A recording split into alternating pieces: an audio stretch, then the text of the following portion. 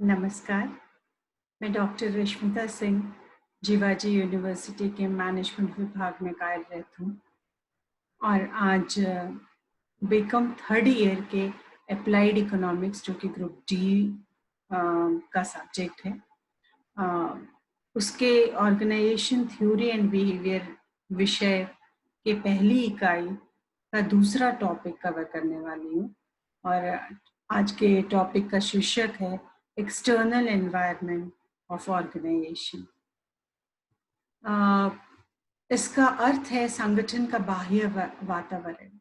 हमने पिछली क्लास में संगठन का अर्थ, उसकी प्रकृति और उसकी अवधारणाएं, ये सारा हमने कर लिया था। अर्थ को समझने के बाद संगठन पे किन चीजों का प्रभाव पड़ता है, जिसके अनुरूप संगठन को अपने आप को निरंतर बदलते रहना पड़ता है, उसे अपने पॉलिसीज, उसे अपने गाइडलाइंस, उसे अपनी स्ट्रैटेजीज पे काम करते रहना पड़ता है। तो बाहर सबसे पहले हमें समझने की जरूरत है कि ये एनवायरनमेंट होती क्या चीज है। Environment is anything that surrounds you. आपके संगठन के आसपास में मौजूद जितनी भी फिजिकल या फिर इंटेंजिबल या आपके नेचुरल कंपोनेंट्स जो भी मौजूद है, जिसका असर आपके संगठन पे पड़ता है, उसे हम उसका एक्सटर्नल एनवायरनमेंट कहते हैं। एक्चुअली एनवायरनमेंट को दो भागों में बांटते हैं, आंतरिक वातावरण एवं बाह्य वातावरण। आंतरिक वातावरण पे आपके संगठन का अपना कंट्रोल रहता है, लेकिन बाह्य वातावरण पे संगठन का वैसा कोई कंट्रोल नहीं रहता है। संगठन को नियंत्रित करता है बाह्य वातावरण, उस पे असर डालता है बाह्य वातावरण, जिसके अनुरूप संगठन को अपने आप को बार बार बदलते रहने की जरूरत है, अगर वो बहुत दिनों तक मार्केट में सस्टेन करके मार्केट लीडर बन के आगे बढ़ने की कोशिश करे। तो चलिए करते हैं कि किसी भी संगठन के बाह्य वातावरण में आपके तीन कंपोनेंट्स होते हैं। तीन कंपोनेंट्स में सबसे पहला कंपोनेंट जो होता है वो है रिमोट एनवायरनमेंट। रिमोट एनवायरनमेंट को दूरस्थ वातावरण भी कहते हैं, और इसमें इसे हम लोग बहुत डिटेल में आगे के स्लाइड्स में करेंगे। दूरस्थ वातावरण वो वातावरण है जो आपके डायरेक्ट रीच में नहीं होता है, जो आपके, जैसे मैंने आपको बोला कि आप जिसे नियंत्रित नहीं कर सकते हो, जैसे कि इकोनॉमिक एनवायरनमेंट, आर्थिक वातावरण, या फिर आपका इकोलॉजिकल एनवायरनमेंट या तकनीकी वातावरण। तो ये सारी चीजें जो हैं वो आपके चाहने या ना चाहने से, उसमें आप चाहेंगे कि बदलाव आए तो आ जाए, और आप चाहें कि नहीं नहीं अभी अभी मैंने नई मशीन ली है, अब इसी मशीन से जो प्रोडक्ट बने वही चलता चला जाए, अभी इस तकनीक में कोई बदलाव ना आए, तो ये जरूरी नहीं है। तो यहाँ आपको बदलते रहना है, आपके संगठन को बदलते रहना है आपके दूरस्थ वातावरण के अनुरूप। दूसरा है इसमें ऑपरेटिंग एनवायरनमेंट या प्रचालन परिवेश। प्रचालन परिवेश जो है वो किसी भी संगठन के जो सबसे नियरेस्ट सर्कल में, जिसके साथ आए दिन रोज उनका आदान प्रदान होता हो या उनके साथ उनकी डेली डीलिंग्स होती हो, तो उस गतिविधियों को लेकर डायरेक्टली आप अपने स्टेक होल्डर्स, स्टॉक होल्डर्स की यहाँ बात नहीं हो रही, स्टेक होल्डर्स मतलब आपके व्यवसाय में, आपके बिजनेस में किसी भी पार्टी, चाहे वो आपका सप्लायर हो, चाहे वो आपका कस्टमर हो, चाहे वो आपका इन अ वे कॉम्पिटिटर ही क्यों ना हो, तो उनका इंटरेस्ट अगर आपके व्यवसाय में किसी भी तरीके से है, तो वो आपके ऑपरेटिंग एनवायरनमेंट का ही एक कंपोनेंट होता है। जो तीसरा वातावरण है उसे औद्योगिक वातावरण या फिर इंडस्ट्रियल एनवायरनमेंट बोलते हैं, इंडस्ट्री एनवायरनमेंट। और इस इंडस्ट्री एनवायरनमेंट में आपको आपके सही मायने में आपके कॉम्पिटिटर्स मिलेंगे। अगर इंडस्ट्री को समझना है तो हमें पहले इसकी सबसे छोटी इकाई मतलब कंपनी को समझने की जरूरत पड़ेगी। एक उदाहरण लेते हैं, रिलायंस पेट्रोलियम, या फिर आपने सुना होगा हिंदुस्तान पेट्रोलियम या आईओसी, इंडियन ऑयल कॉरपोरेशन। ये सारी की सारी अलग अलग इकाइयां हैं, अलग अलग संगठन है, लेकिन ये सारी एक इंडस्ट्री को बनाती हैं। और वो इंडस्ट्री कौन सी इंडस्ट्री है? Petroleum industry. तो मुझे पूरा विश्वास है कि अभी आपको इंडस्ट्री क्या है और कंपनी क्या है, इसमें थोड़ा सा आपको डिफरेंस समझ आ गया होगा। तो अब इंडस्ट्रियल एनवायरनमेंट की जब हम बात करते हैं तो उस इंडस्ट्री में ये जितने कॉम्पिटिटर्स हैं, अगर आपने कंपटीशन, अगर आप इकोनॉमिक्स पढ़े हो तो आपने सुना होगा मोनोपोली, ड्यूओपोली, ओलिगोपोली या परफेक्ट कंपटीशन। तो यहीं से आपके नंबर ऑफ कॉम्पिटिटर्स कितने हैं उस मार्केट में, आपके लेवल ऑफ कंपटीशन पे ही बेस्ड होता है कि आपका मार्केट किस तरीके का बनेगा, आपकी इंडस्ट्री कितनी कॉम्पिटिटिव होगी। कंपटीशन ज्यादा होने का मतलब क्या है? आपकी प्रॉफिटेबिलिटी उतनी ही कम होती चली जाएगी।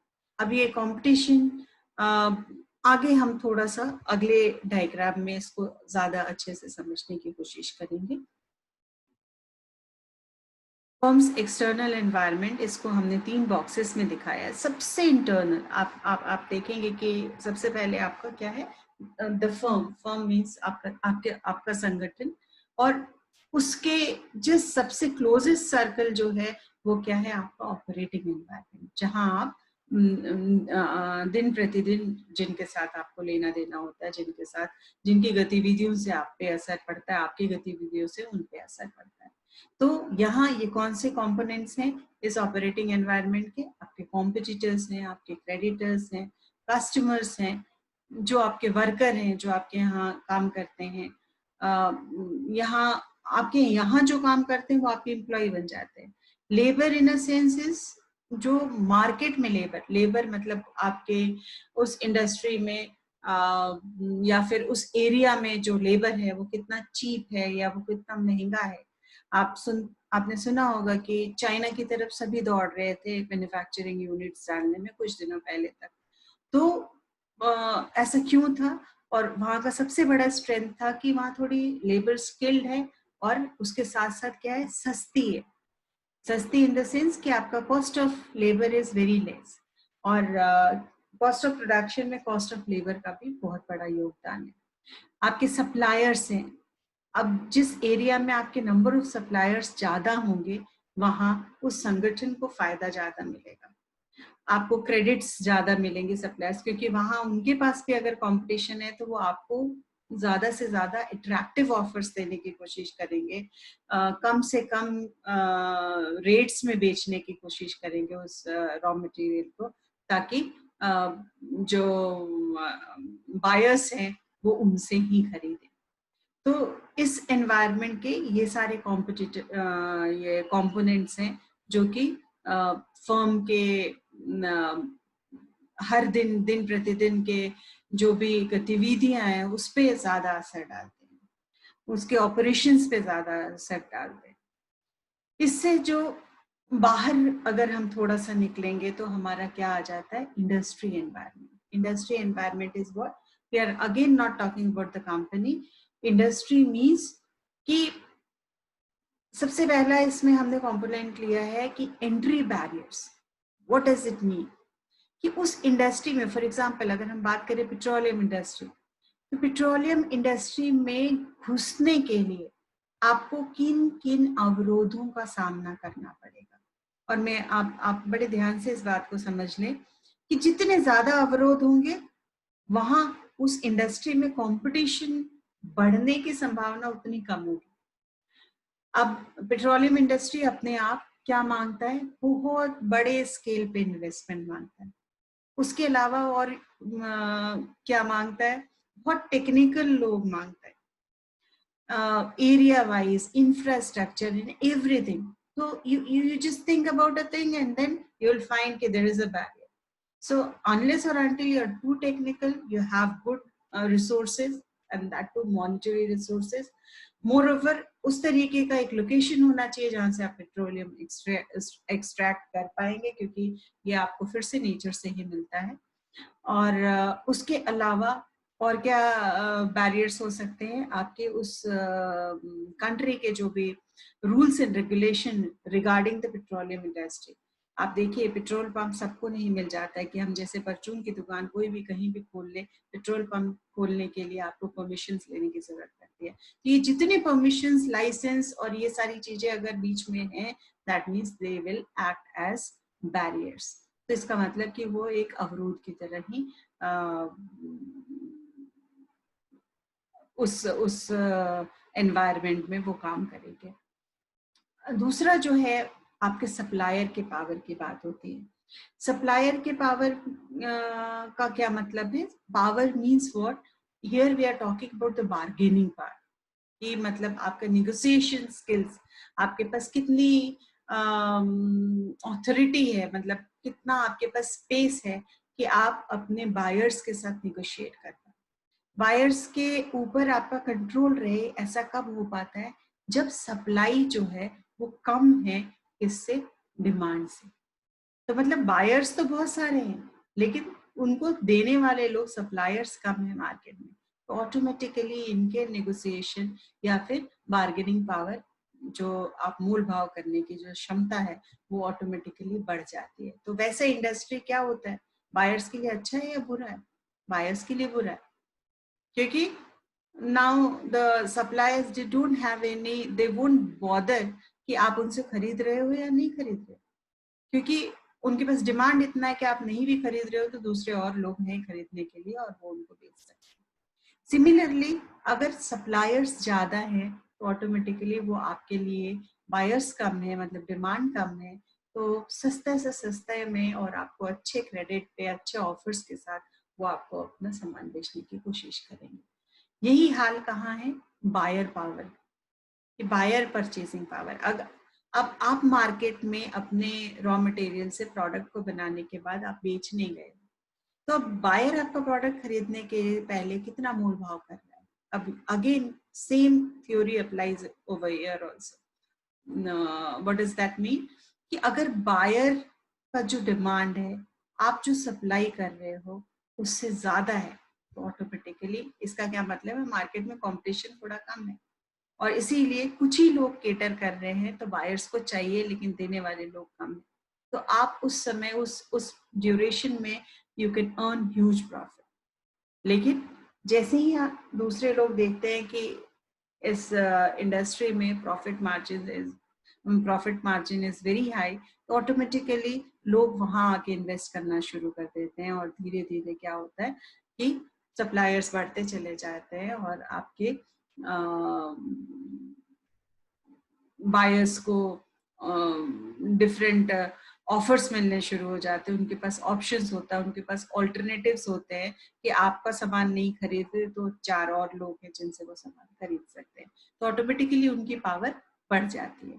तो आप देख रहे हैं कि इस इंडस्ट्रियल औद्योगिक वातावरण के वजह से आपकी कंपनी को कितना सोचना पड़ता है कि उन्हें रेट्स कैसे रखते हैं, उन्हें मटेरियल कहाँ से लेना है, क्या इस इंडस्ट्री में वो जहाँ पैसा लगाने जा रहे हैं वहां और लोगों के आने की संभावना कितनी ज्यादा है, और लोगों मतलब कॉम्पिटिटर्स के आने की संभावना कितनी ज्यादा है। अगर वो बहुत ज्यादा है, बैरियर्स कम है, अवरोध कम है, तो आपको उस इंडस्ट्री में पैसा लगाने से पहले 10 बार सोचना चाहिए।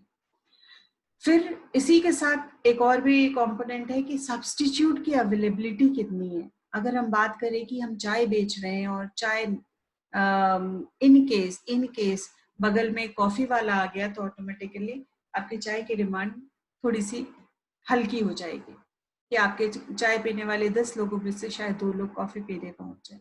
सिमिलरली तीसरा एक सूप की दुकान खुल गई, तो ऑटोमेटिकली आप में से 3 लोग और उधर निकल के चले गए, बिकॉज द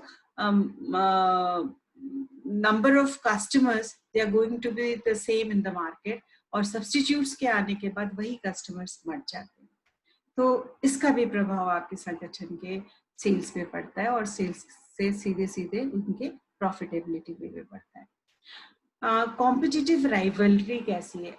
अब इंडस्ट्री में, जैसे इंडस्ट्री के औद्योगिक एनवायरनमेंट की आप बात करते हो, उसके वातावरण की बात करते हो, तो यहाँ हम बात किसकी कर रहे हैं? कंपटीशन की बात कर रहे हैं, ठीक है। तो कंपटीशन में भी कंपटीशन दो तीन तरह का, एक कंपटीशन है collaborative competition. Collaborative competition means what, कि you also win and I will also win. That means what, कि चलो हाथ मिला लेते हैं, अपन अच्छे से प्रॉफिट लें, कस्टमर के जेब से पैसा निकालें, ठीक है। हम आपस में नहीं लड़ेंगे, हम क्या करेंगे, we will just shake hands, एक प्रॉफिट हम डिसाइड करके, एक प्राइस डिसाइड कर ले और उसी प्राइस पे हम लोग मार्केट में बेचें, ठीक है। तो ये it is a kind of agreement in between. और ऐसे सिस्टम को हम कई बार कार्टेल भी बोलते हैं, जहाँ ओलिगोपोली में आप एक टेक्सटाइल का एक क्लस्टर बना लेते हो, जहाँ ये सारी चीजें अपने एग्रीमेंट्स कर लेते हो कि हम इतने ही रेट पे बेचेंगे, इससे नीचे हम नहीं बेचेंगे। और अगर कोई डिफॉल्टर पाया जाएगा तो फिर उसको आप पेनलाइज करोगे, है ना। तो ये तो एक बहुत प्रोडक्टिव है, जहाँ जिससे सप्लायर्स को या फिर कंपनीज को, संगठनों को फायदा हो जाएगा। लेकिन एक राइवलरी ऐसी भी होती है जो कट थ्रू, मैं तुम्हारा गला काटूं सो दैट कि आपका जो सेल है वो मुझे मिल जाए। तो ये थोड़ा सा खतरनाक होता है, जहाँ और ज्यादातर मार्केट में आपका जो भी कॉम्पिटिटिव कंपटीशन है, दैट इज ऑफ राइवलरी, वो थोड़ा हॉस्टाइल होता है, दुश्मनी भरा होता है। और दुश्मनी भरा अगर आपका कंपटीशन है तो automatically they will try to push you down, आपको थोड़ा नीचे गिराने की कोशिश करेंगे और अपने सेल्स को ऊपर उठाने की कोशिश करेंगे, and which is not good for the health of the organisation. आपके संगठन के स्वास्थ्य के लिए वो बिल्कुल भी सही नहीं होगा। तो इससे कैसे बचा जाए, तो फिर आप क्या करते हो, आप कुछ अट्रैक्टिव ऑफर्स लाते हो, आप फिर से प्राइस पे थोड़ा वर्क करते हो, या फिर आप क्वालिटी को इम्प्रूव करते हो, एक नया फीचर डालते हो, फिर से रीलॉन्च करते हो और अपने कॉम्पिटिटर्स से थोड़ा अलग दिखने की आप कोशिश करते हो। तो ये दो ऑपरेटिंग एनवायरनमेंट और औद्योगिक वातावरण, इन दोनों का असर आपने देखा कि किसी भी संगठन पे क्या होता है। अब सबसे जो इम्पोर्टेंट वातावरण है वो दूरस्थ वातावरण की हम बात करेंगे। और दूरस्थ वातावरण का सीधा सीधा प्रभाव आपके संगठन के परफॉर्मेंस पे होता है, कि वो किस तरीके से मार्केट में उसका परफॉर्मेंस कैसा है in terms of sales, profitability में कितना प्रॉफिट वो अर्न कर रहे हैं, या ये जो प्रॉफिट का जो रेट ऑफ प्रॉफिट है, जो ग्रोथ है, ग्रोथ रेट है आपके प्रॉफिट का, वो स्टीप बढ़ रहा है या ये फ्लक्चुएटिंग वे में बढ़ रहा है। तो ये सारे ट्रेंड्स को जानना बहुत जरूरी है। और ये आपके मेजरली जो असर पड़ता है वो रिमोट एनवायरनमेंट से ही पड़ता है। और रिमोट एनवायरनमेंट के आपके कौन कौन से कंपोनेंट्स होते हैं, तो आर्थिक, सामाजिक, राजनैतिक, तकनीकी और इकोलॉजिकल। इकोलॉजिकल का क्या मतलब है, नेचुरल एनवायरनमेंट, जो धरती माँ ने हमें और वातावरण ने हमें सब कुछ दिया हुआ है, जैसे एयर, आपका खुला आसमान, नीचे जमीन, जमीन के नीचे मिट्टी, उसके नीचे कोयले, चूना, पेड़ के लकड़ी, और आप जो कुछ सोच सकते हैं, खनिज पदार्थ, ये सब कुछ आपके इकोलॉजिकल वातावरण का ही देन है। तो अपन स्टार्ट करते हैं रिमोट एनवायरनमेंट को, और ये अभी अभी मैंने आपको बताया। इकोनॉमिक फैक्टर्स को सबसे पहले हम डिस्कस करने की कोशिश करते हैं। और इकोनॉमिक फैक्टर्स में अगर हम बात करें तो आपके आर्थिक वातावरण में सभी, इसके सभी तत्वों में से आर्थिक वातावरण जो है, व्यवसायिक वातावरण के सभी तत्वों में से आर्थिक वातावरण एक बहुत ही कॉम्प्लिकेटेड व्यवस्था है, जटिल सिस्टम है। इसमें बहुत सारे फैक्टर्स हैं, जैसे कि आपकी आर्थिक दशाएं, आर्थिक नीतियां, पॉलिसीज जिसे आप बोलते हैं, फिस्कल पॉलिसी, मॉनेटरी पॉलिसी, या आर्थिक प्रणालियां, पूंजीवादी प्रणाली इत्यादि। अब इसको और अच्छे से समझने के लिए अभी आपने क्या किया था, हमने जीएसटी की बात अभी हाल फिलहाल ही सुनी है, या फिर आपका डिमोनेटाइजेशन कुछ ही समय पहले निकला है। उसके बाद हमने बहुत ज्यादा बात करनी शुरू कर दी किस पे, कि हमारा जीडीपी का क्या हुआ, हमारे इंटरेस्ट रेट्स का क्या हुआ, हमारा एम्प्लॉयमेंट कैसा है, या फिर हमारा इन्फ्लेशन रेट, जो महंगाई दर है, वो कितनी तेजी से भाग रहा है। तो जब आप ऐसी चीजों की बात करें, नेशनल इनकम की बात करें, पर कैपिटा इनकम की बात करें कि एक व्यक्ति की आय प्रति व्यक्ति आपके कंट्री में कितना है, या पूरे देश का इनकम कितना है, तो जब इन सब की हम बात करते हैं तो इसका मतलब क्या है, हम आर्थिक वातावरण की बातें करते हैं। और इसका बहुत बड़ा रोल है। इसका रोल कैसे बहुत बड़ा है? बाहर की जितनी कंपनियां या फिर कोई भी इन्वेस्टर जो कि पैसा लगाना चाहेगा किसी संस्था पे, वो आपके देश को, आपके डिस्ट्रिक्ट को, आपके स्टेट को तभी चुनेगा जब वहां की आर्थिक स्थिति बहुत ही अच्छी हो, आर्थिक रूप से बहुत स्वस्थ प्रदेश या बहुत स्वस्थ आपका देश हो, तभी आपके इन्वेस्टमेंट्स पॉसिबल है कि लोग आके वहां पर व्यय करना या इन्वेस्टमेंट करना पसंद करेंगे। उसके साथ साथ आपके बैंक्स की क्या पॉलिसी है, आपके मॉनेटरी क्या पॉलिसीज हैं, आपके इंटरेस्ट रेट्स जनरली बैंक्स के कैसे हैं, आपका महंगाई का दर कैसा है, पिछले साल कितना था, अभी कितना हो गया है, या फिर आपके ग्रॉस नेशनल प्रोडक्ट जो जीएनपी आप बोलते हो या जीडीपी आप बोलते हो, तो उसका ट्रेंड कैसा है, वो किस तरीके से ग्रो कर रहा है। ये सब इंडिकेटर्स हैं ये बताने के कि आपके देश की आर्थिक स्थिति कैसी है। ठीक है। इसके अलावा आपके कितने लोग लिटरेट हैं, लिटरेसी कहाँ से पता चल जाती है? आपके एम्प्लॉयमेंट से। लिटरेसी अगर लिटरेट नहीं भी है तो वर्कर के भी कैटेगरी में आपके पास स्किल्ड वर्कर है, सेमी स्किल्ड वर्कर है, या फिर अनस्किल्ड वर्कर है। तो ये एम्प्लॉयमेंट पूरी तरीके से डिपेंडेंट होता है, वो निर्भर करता है कि आप में कितनी दक्षता है। तो ये आपके एम्प्लॉयमेंट रेट्स बता देंगे कि आपके मार्केट में या आपके उस एरिया में लोग कैसे हैं, कितने स्किल्ड हैं, कितने पढ़े लिखे हैं, या फिर उनको रोजगार के हिसाब के उनमें एबिलिटी, उनके पास क्षमता है भी या नहीं। तीसरी बात जो बहुत जरूरी है कि आपकी आर्थिक नीतियां कैसी हैं। जैसे क्या आपकी आपके देश की आर्थिक नीतियां बाहर की कंपनियों को इजीली अपने यहाँ आने देने की परमिशन देती है? जैसे कि उदारीकरण की नीति, कि आपके यहाँ काम करने के लिए बहुत सारे लाइसेंसेस या परमिशंस की जरूरत नहीं है। दैट मीन्स कि आपका जो भी इकोनॉमी है वो लिबरलाइज्ड है। उसी तरीके से ग्लोबलाइजेशन, वैश्वीकरण की नीति, इसमें आपने अपने द्वार खोल रखे हैं। द्वार खोल रखे हैं किसके लिए? You are inviting outsiders to come and do business in your country. तो ये सारी चीजें कहीं ना कहीं किसी रूप में आपके आर्थिक स्थिति को इंडिकेट करते हैं, और इसको देखते हुए ही संगठन अपना इन्वेस्टमेंट वहां करते हैं, और इनके अकॉर्डिंग इनके देश की स्थिति अगर मजबूत है तो संगठन का अच्छा करना इस पे बहुत ज्यादा निर्भर करता है। दूसरा जो है वो सामाजिक फैक्टर्स, जो सामाजिक तत्व हैं वो एक्सटर्नल एनवायरनमेंट में किस रूप में होते हैं? आपके समाज की सबसे छोटी इकाई जो है वो आपका परिवार होता है, और परिवार में जो लोग हैं वहां से आपके दोस्त, और दोस्त से आपका नेबरहुड जो कि आपके पड़ोसी होते हैं। पड़ोसी से अगर थोड़ा बड़ा सर्कल में आप, थोड़े से बड़े सर्कल में आप जाएंगे तो आपका वो सिटी, आपकी सिटी, सिटी से डिस्ट्रिक्ट, डिस्ट्रिक्ट से स्टेट, स्टेट से फिर आपकी कंट्री। तो ये बिलीव्स और वैल्यू जो है वो चेंज होते चले जाते हैं।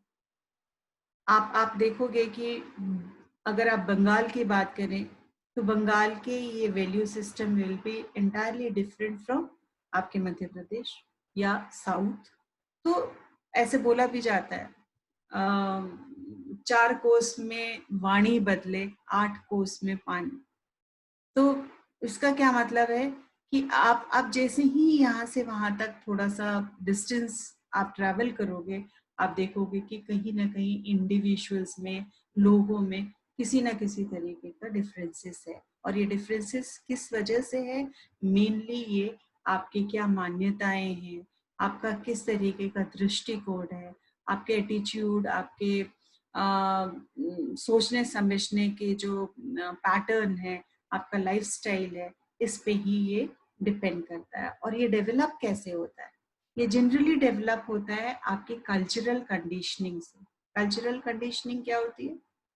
कंडीशनिंग का मतलब कि किसी कार्य को करते करते या देखते देखते उसको उसकी आपको आदत पड़ जाती है। तो किसी दिन आप ये देखो कि किसी की शादी में दुल्हन ने जीन्स पहन के वो शादी कर रही है और बारात आई है और सब कुछ है, मंडप बना हुआ है, तो you won't be able to digest it. क्यों? क्योंकि कहीं ना कहीं आपके दिमाग को कल्चरल कंडीशनिंग है, दुल्हन का मतलब बहुत सजी धजी सी लाल कपड़ों में, जोड़े में, और एक लड़की आपको देखने को मिले। तो this is a kind of cultural conditioning. और इसीलिए वेस्टर्न कंट्रीज में जो उनका परिवेश है, उसमें उनका पहनाव, उनका बोलना, उनका चालना, उनके व्यवहार और हमारे व्यवहार में बहुत ज्यादा डिफरेंस है। और इसी वजह से जो कस्टमर बेस होता है कि वो किस समाज का है, उसके अनुरूप ही आपके प्रोडक्ट्स को आपको ध्यान रखकर बनाना चाहिए, आपके संगठन को, ताकि उसकी खपत उसी अनुरूप में हो। कि अगर कोई प्रोडक्ट वेस्टर्न कल्चर में बहुत अच्छा कर रहा है, कोई जरूरी नहीं है कि वो इंडिया में भी उतने ही सक्सेसफुली चले। इकोलॉजिकल कंडीशनिंग इज अगेन कि आप किस ज्योग्राफिकल एरिया में आप रह रहे हो। तो समाज तो है, लेकिन किस लॉन्गिट्यूड लेटीट्यूड में आप रह रहे हो। फॉर एग्जाम्पल, कई बार हम लोग छुट्टियां मनाने हिल स्टेशन जाते हैं, और जब आप हिल स्टेशन जाते हो यू गेट अ चेंज। 3-4 दिन तक आपको बड़ा अच्छा लगता है, 5वें दिन से यू स्टार्ट फीलिंग कि नहीं, life is very difficult over here. कि यहाँ पर हर 2 कदम के बाद आपको चढ़ाई मिल रही है, आपको स्नो मिल रहा है, आपको छोटी सी छोटी जरूरत को पूरे करने के लिए आपको नीचे तक जाना पड़ रहा है, आपको मॉल्स पे ही जाके आपको दुकानें मिल रही है प्रॉपर। तो ये क्या है, आपको 5 दिन के बाद आपको फील होने लगता है, no, I am the odd person out here, कहीं ना कहीं ये जगह मेरे लिए नहीं बनी है। लेकिन वहां के लोगों को आप कभी भी देखोगे, they are very use to each and every minutest details of that particular place. क्यों? क्योंकि उन्हें आदत है, वो कंडीशन है, उन्हें पता है कि अगर मुझे यहाँ से चल के जाना है तो इस तरीके की चढ़ाइयाँ वो बचपन से चलते हुए आ रहे हैं और उनको ये मैटर नहीं करता। तो आपको कल्चरल या इकोलॉजिकल कंडीशनिंग हो जाती है, इसकी वजह से वो सामाजिक परिवेश आपका बन जाता है। इसी तरीके से आपका डेमोग्राफिक मेकअप, अगर हम डेमोग्राफिक डेमोग्राफी की बात करें तो इसका क्या मतलब होता है? किसी भी एक एरिया में जो पॉपुलेशन रह रहे होते हैं, जो लोग रह रहे होते हैं, उनके लक्षण क्या है, मतलब उनकी कैरेक्टरिस्टिक्स क्या है। जब आप उसको स्टडी करते हो तो उसे हम डेमोग्राफिक कहते हैं। जैसे कि पॉपुलेशन का एवरेज एज कितना होगा, कि ज्यादातर बच्चे, बूढ़े, बुजुर्ग, अगर सब मिलाकर 500 लोग हैं तो 500 लोगों के एज को आपने ऐड करके और डिवाइडेड बाई 500 किया तो आपको एक एवरेज एज मिल गया कि एवरेज एज इज 35। तो आप बोलोगे इस एरिया में यंग पॉपुलेशन ही रहता है।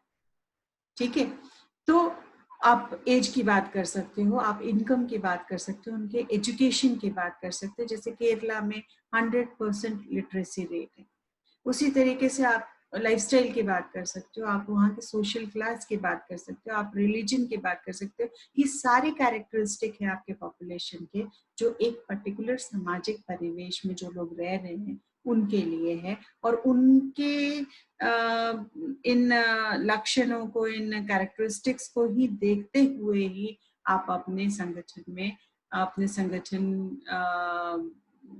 में उन लोगों के लिए जो प्रोडक्ट्स आप तैयार करते हो उसके अनुरूप ही तैयार करते हो, ताकि उनके नीड को, उनके जो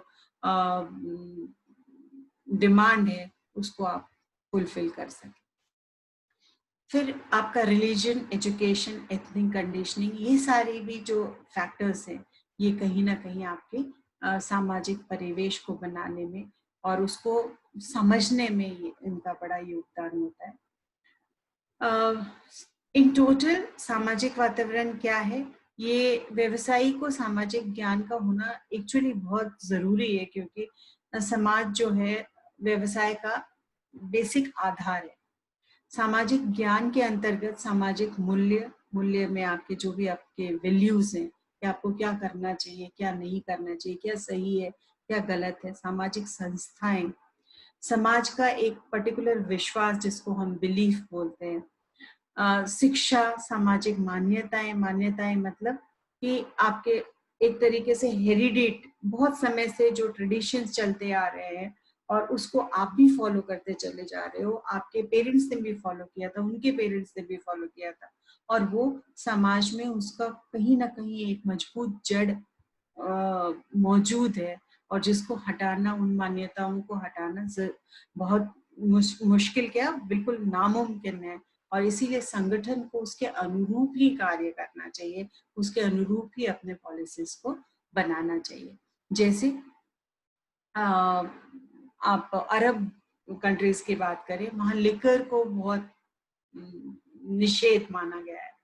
सो it is very difficult to do business in liquor, क्योंकि उनके बहुत सारे क्लॉजेस हैं जो कि आपको, जो हमने अवरोधों की बात की थी, हिंड्रेंस की बात की थी, वहां उस मार्केट में घुसने से वो रोकता है।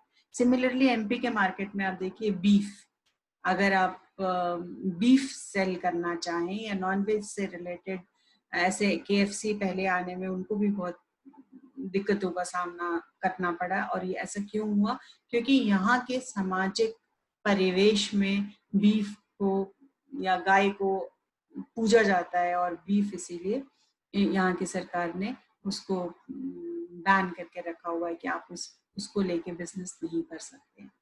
तो इन सब चीजों को आपको सबसे पहले समझने की जरूरत है, और इसे समझने के बाद ही उस बिजनेस, अदरवाइज ये आपके लिए बैकफायर कर जाएगा, ये आपके ही अगेंस्ट चला जाएगा। जो आपने इन्वेस्ट किया है वो इन्वेस्टमेंट कहीं ना कहीं आपको नुकसान दे जाएगा। नेक्स्ट आपका क्या है, पॉलिटिकल फैक्टर्स है। और पॉलिटिकल फैक्टर जिसे हम राजनीतिक वातावरण कहते हैं, ये भी आपके बिजनेस को बहुत ज्यादा प्रभावित करता है। व्यवसाय को सरकार के दृष्टिकोण के अनुसार अपनी क्रियाओं को करना पड़ता है व्यवसायी को, और राजनीतिक निर्णय व्यवसाय की दिशा ही बदल देती है। तो बेसिकली आपके पास,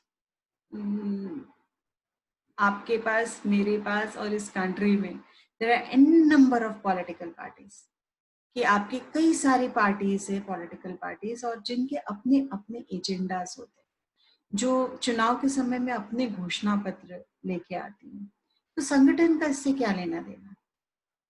अब कांग्रेस की सरकार अगर आ रही है तो उन्होंने ऑलरेडी आइडेंटिफाई किया हुआ है कुछ पॉइंट्स पे, उन्होंने कहा अगर हम आएंगे तो इस चीज को हम लेके आएंगे, या इस चीज को हम बैन करने वाले हैं। तो जिस चीज को बैन करने वाले हैं और आपको लग रहा है कांग्रेस आ रही है, या आपको लग रहा है बीजेपी आ रही है और ये इस चीज को बैन करने वाली है, तो ऑटोमेटिकली अगर आप उस बिजनेस में हैं और तब वो सरकार आ रही है, तो आप उसमें 2 कदम पीछे चले जाएंगे, उससे रिलेटेड कोई और प्रोडक्ट आप करना शुरू कर देंगे, क्योंकि सीधा सीधा असर इसका आपके व्यवसाय पर पड़ेगा। और दूसरी बात, पॉलिटिकल वातावरण का और क्या प्रभाव है, कई बार आपकी मिलीजुली सरकार बन जाती है। मिलीजुली सरकार बननी तो आपस में ही खींचातानी पॉलिटिकल पार्टीज में चलती रहती है, जिसकी वजह से एक बहुत ही स्टेबल गवर्नमेंट आपको नहीं मिल पाता। और इवन बिजनेस पर्सन्स के भी मन में ये लगा रहता है कि पता नहीं कब सरकार गिर जाए और नई सरकार कौन सी आए, उसके क्या एजेंडाज हो, उनकी क्या प्रायोरिटीज हो। तो इसीलिए ये इसके साथ तालमेल बिठाना संगठन का बहुत ही अनिवार्य हो जाता है। पॉलिटिकल पार्टीज की जो वातावरण जो है, पॉलिटिकल वातावरण, राजनीतिक वातावरण पे अपनी नजर बनाए रखना, वहाँ क्या हलचल है, क्या चेंज होने वाला है। आपने देखा होगा चुनाव के समय कुछ दिनों के लिए या तो सेंसेक्स बिल्कुल गिर जाता है या ठहर जाता है कि देखिए ऊंट किस करवट बैठ रहा है, और उसी के अकॉर्डिंग फिर वो अपने इन्वेस्टमेंट्स करते हैं। तो पॉलिटिकल वातावरण, जो राजनीतिक वातावरण है, वो थोड़ा सा डिफरेंट है, हालांकि रिलेटेड भी है आपके रेगुलेटरी वातावरण से। रेगुलेटरी मतलब कि अब इन पॉलिटिकल पार्टीज में से, इतने पॉलिटिकल पार्टीज में से कुछ पार्टीज ही निकल के कहाँ आ रहे हैं, सरकार बनाने के लिए पार्लियामेंट में आके बैठते हैं, लोकसभा या राज्यसभा में।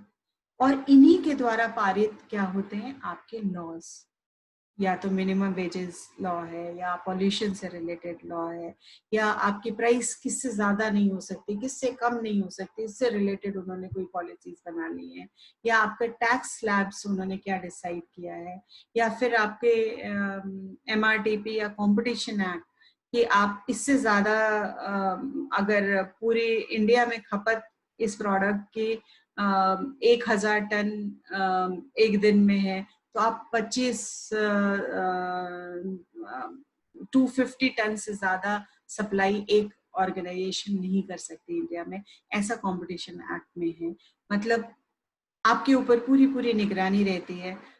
उसके बाद आपको किसी भी एक्सपेंशन या डाइवर्सिफिकेशन के लिए जाना पड़ेगा, तो आपको सबसे पहले RBI के पास जाना है, उनसे परमिशन लेना है, और फिर आप कुछ भी आगे अपना फैलाव और आगे अपने काम को बढ़ा सकते हैं। तो ये रेगुलेटरी एनवायरनमेंट है जहाँ की आप लॉ रेगुलेशन बनाते रहते हैं, आपके जो सरकार है, और उस सरकार के बनाए हुए रेगुलेशन को आपको क्या करना है, फॉलो करना है। नहीं तो आप क्या बन जाएंगे, आपके संगठन क्या बन जाएगा, वो डिफॉल्टर, और वहां पेनल्टीज आपको कहाँ से देने पड़ेंगे, जो प्रॉफिट आपने कमाया या कमाने वाले हो उसी में से आपको इन पेनल्टीज को देना पड़ेगा। तो इसीलिए इसकी समझ होना बहुत बहुत बहुत अनिवार्य है। टेक्नोलॉजिकल फैक्टर, अगेन तकनीकी वातावरण जो है, ये इसका भी बहुत ही बड़ा योगदान है, या इसका बहुत ज्यादा प्रभाव है आपके संगठनों पे। तकनीकी वातावरण के अंतर्गत नए नए यंत्र, यांत्रिक सुधार, व्यवस्था की खोज, डिजाइन, नए विकास, इन सबको शामिल किया गया है। It actually helps to protect and improve the profitability of firms in growing industry. तो एक तरीके से क्या है, जो हमारे कंपनीज हैं या ये जो बिजनेस एनवायरनमेंट है, ये अपने आप में बहुत डायनेमिक है। डायनेमिक का क्या मतलब है, एवर चेंजिंग है, वो बदलता ही रहता है। आप वहाँ चाहें या ना चाहें, वहाँ के बदलाव को आप रोक नहीं सकते। और इसीलिए क्या है कि आपको जो भी संगठन जिसमें तकनीकी कार्य ज्यादा है, उन्हें एक बहुत strong research and development department बना के, अनुसंधान से रिलेटेड डिपार्टमेंट बना के उन्हें रखना पड़ता है, जो कि पूरी की पूरी टीम किस पे काम करती है कि क्या कुछ नई टेक्नोलॉजी या तकनीक आपके मार्केट में आने वाले हैं, कौन से नए प्रोडक्ट क्या अभी नया है, और आप उस पे काम करना पहले से ही शुरू कर देते हैं। जब तक अगर आपको किसी मार्केट में लीडर बन के रहना है, तो आपको क्या करना पड़ेगा, आपको थोड़ा सा प्रोएक्टिव होना पड़ेगा। जहां लोग अभी सोचना शुरू नहीं किए, उनसे पहले आपको उस बात को सोच कर अपने यहाँ उसको इम्प्लीमेंट कर देना होगा, और नए प्रोडक्ट के साथ, एक डिफरेंट प्रोडक्ट के साथ मार्केट में आप आपने सुना होगा कि हर कुछ दिन में नए प्रोडक्ट्स लॉन्च होते हैं। फॉर एग्जाम्पल, अगर वो आईफोन है तो आईफोन के कई वर्जन्स, इम्प्रूव वर्जन हर कुछ दिनों में आपके सामने कंपनी लेके चली आती है। तो ऐसा क्यों है, कहीं ना कहीं आपका स्टैग्नेशन ना हो, और कस्टमर के दिमाग में ये रहे कि ये जो कुछ भी आ रहा है अभी हमने लेटेस्ट चीज को हाथ में लिया हुआ है। और इसीलिए आजकल यही कारण है कि आपके प्रोडक्ट की जो लाइफ साइकिल होती है, उसकी पूरी जो लाइफ होती है वो बहुत श्रिंक हो गई है, सिकुड़ गया। क्यों सिकुड़ गया, क्योंकि जैसे ही आपने लॉन्च किया उसके कुछ ही दिन में एक नया प्रोडक्ट आपके फीचर से भी ज्यादा, आपके प्रोडक्ट में जितनी अलग अलग विशेषताएं हैं उससे भी कोई एडिशनल विशेषता को लेकर आपका कॉम्पिटिटर ने एक नए प्रोडक्ट को लॉन्च कर दिया है। तो इसके साथ अपना तालमेल बिठाए रखना, अपने आप को टेक्नोलॉजिकली अपग्रेड करना, तकनीकी तौर पे अपने आप को हमेशा विकसित करते रहना, ये सबसे बड़ी जरूरत है इन दिनों किसी भी संगठन के लिए। और इकोलॉजिकल फैक्टर, जैसा कि हम सभी जानते हैं, और हम सभी कुछ लोग, हम लोग इंडिविजुअली भी इतने रिस्पॉन्सिबल होते हैं, तो ऑर्गेनाइजेशन वाले, संगठन वाले तो किस लिए बैठे हैं, उनका मेन ऑब्जेक्टिव क्या है? प्रॉफिट।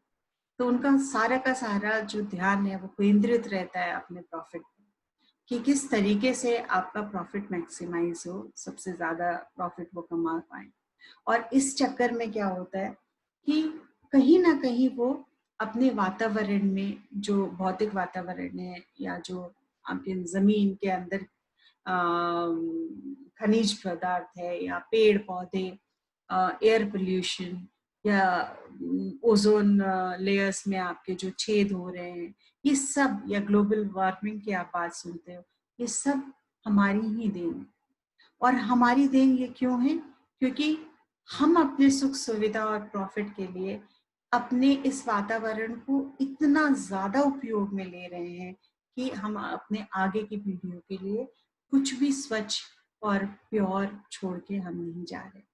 लेकिन हम में से कुछ लोग बहुत अवेयर भी हैं, और उन लोगों ने इसका बीड़ा उठाया है।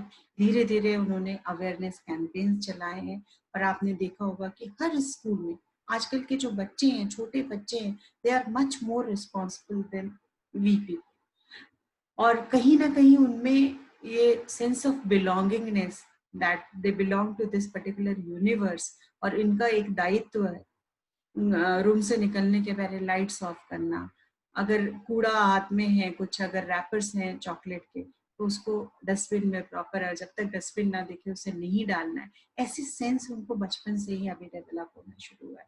तो कहीं ना कहीं उन्होंने अपने जो रिसोर्सेज हैं, जो संसाधन हमें प्रकृति ने दिए हुए हैं, प्राकृतिक संसाधनों का उनको एक रिस्पेक्ट, रिगार्ड, उन्होंने इज्जत करना शुरू कर दिया है, जिसकी वजह से हमारी बहुत सारी आस उनके साथ है। इसके साथ साथ संगठन ने भी क्या किया है, सरकार ने कुछ जगहों पे इसे कंपलसरी भी कर दिया है, जिसे हम बोलते हैं CSR activity, corporate social responsibility. उनका कहना है कि अगर आप इन्हीं लोगों से, इन्हीं कस्टमर से, इन्हीं समाज से आप कुछ कमा के जा रहे हो, तो इस कमाई का एक पार्ट, 1/4 पार्ट आपको क्या करना पड़ेगा, इसी समाज के विकास के लिए आपको वहां पर लगाने की जरूरत है। तो अब अगर आप कंटिन्यूसली प्रॉफिट कमा रहे हो, तो ये मैंडेटरी है कि आप CSR एक्टिविटी को भी आपको करना पड़ेगा। और आप, चूंकि पैसा हम लोग इस तरीके के कार्यों में लगा रहे हैं, तो ऑटोमेटिकली जो ये पोल्यूशन है या फिर आपके डिप्लेशन ऑफ आपका पूरा जो भी एनवायरनमेंट में जहाँ भी तोड़ फोड़ हुए हैं, वो कहीं ना कहीं उसको हम भरने की तरफ हैं। और भगवान करे कि ये अवेयरनेस दिन प्रतिदिन आप लोगों में और हम लोगों में इसी तरीके से बढ़ती चली जाए।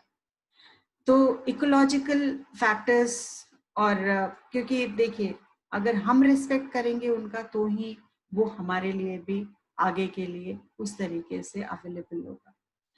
आज ये संपदा प्रकृति ने हमें दी है, लेकिन अगर हम उसको सस्टेनेबल तरीके से, जितनी जरूरत है उतना ही नहीं लेंगे और अपने लालच की वजह से उसकी खपत ज्यादा करते चले जाएंगे, तो दिन वो दूर नहीं है कि हमारे पास ना तो पीने को पानी होगा और ना ही ये खनिज पदार्थ होंगे कि हम इससे अच्छे नए प्रोडक्ट्स बना के और मार्केट में लेके आ सकें। तो this is a mutual way of helping each other. तो प्रकृति के लिए हम कुछ करें, हम पेड़ लगाएं, हम बारिश का इंतजाम करें, और सिमिलरली प्रकृति भी हमारे लिए करती चली जाए।